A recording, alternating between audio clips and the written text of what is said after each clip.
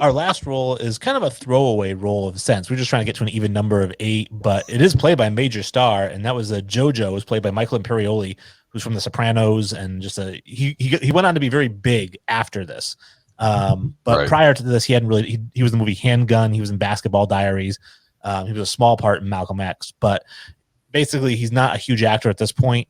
But I'm looking at him, and he's the guy who, if you've seen the movie, he's a former chemist kind of thing. He cuts up drugs. Now he's reformed, quote unquote, and he's, they use him for information, like who could be cutting this stuff. Like, you're tied into this stuff. Right. And when they first run into him, and I actually am going to play this clip here because this is when they first start to question him about what's going on with the whole drugs and if he knows anybody. Jojo, yeah, you still a chemist, right? Cutting drugs and shit like that, huh? Oh, I don't know nothing about that, man. I'm out of the drug business. You know something? No, you don't know nothing, huh? No, I just said no to drugs. That's it. You said no to drugs. What you into, Joe? Rubber. Check it out. You selling tires, huh, Joe? Yeah.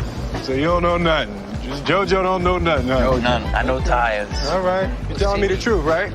Would I lie to you? Rubber. He's just he's such a weasel. And that's the thing that I took from this character is he's going to be such a slimy, jerk of a character that he's still tied in and he's just messing with the cops. Now, later we get to see another interaction with him, which goes much differently because this is after Max is killed and Mike is having none of it. So I wanted to pick somebody, again, it's a throwaway role. He's in 2 scenes, and that's it in the whole movie. But they're good, impactful scenes. And I thought, who's a guy that you could see giving the runaround to these 2 police officers and then squealing at the end when they put a gun to his head? And I went with Aziz Ansari. So I think Aziz will be so good in this role as the reformed chemist, selling tires now, kind of a weasel. Obviously, people know him. He's a stand-up comedian, Parks and Rec. I think that he'd just be really great, and I've been trying to figure out a way to shoehorn him into some of these movies we're doing. So, yeah, he's smarmy. He's quick talking.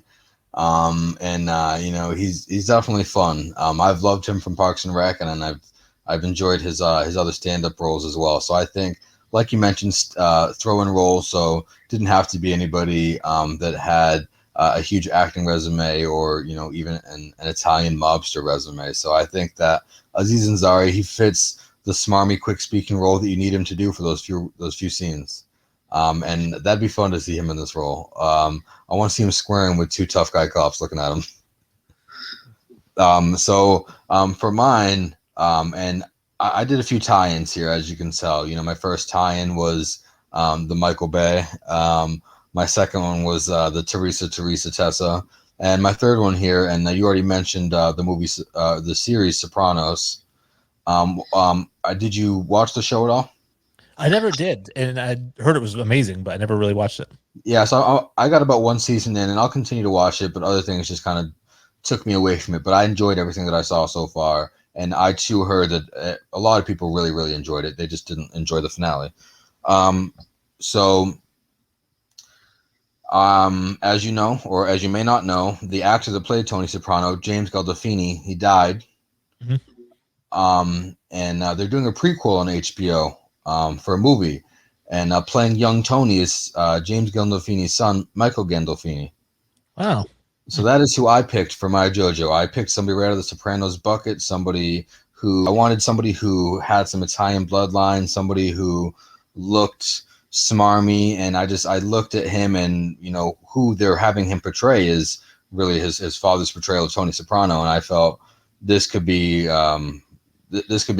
So again, for these last 2 roles, both Candice Patton and Michael Gandolfini, not a long resume or filmography, but people that I think could fit my movie. And I think, it was just a nice shoehorn to kind of get, somebody from Sopranos to fill somebody who ended up being pretty prominent on Sopranos. Yeah, I think I'll have to check out some of Michael Gandolfini's stuff, because I will say that his dad, James Gandolfini, is just a wonderful, wonderful actor. I mean, so good. And people who only know him from The Sopranos, obviously he was in The Mexican. He plays a hitman in there who kidnaps Julia Roberts.